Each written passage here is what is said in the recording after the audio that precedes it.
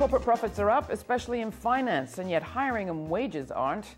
No matter how much productivity spikes, wages stay the same. They haven't budged, and that means workers are doing more for less.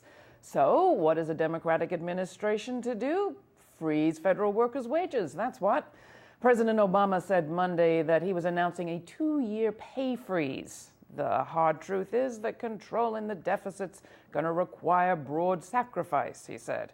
Public workers are going to have to share in it. A brave move to take on all those overpriced slackers on the federal dime? Well, not quite. Federal workers are an easy target because it's been drilled into us that they're soaking up taxpayer largesse. But it's not true.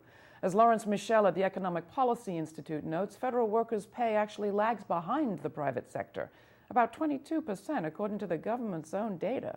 And although that $2 billion the Obama administration estimate they'll save in cost of living increases for federal employees, although it sounds like a lot, it isn't. I mean, not compared to the $700 billion we handed over to Wall Street or the $700 billion we pour annually into the war budget.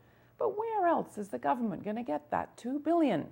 Well, journalist and Das Kapital blogger Mo Tasic points out that if we wanted to raise taxes on the wealthiest 1% instead, we'd have to raise them a lot, like 0.072 percentage points, tax only billionaires and centimillionaires, and you could do it with an extra 0.275% taxes at most, she notes.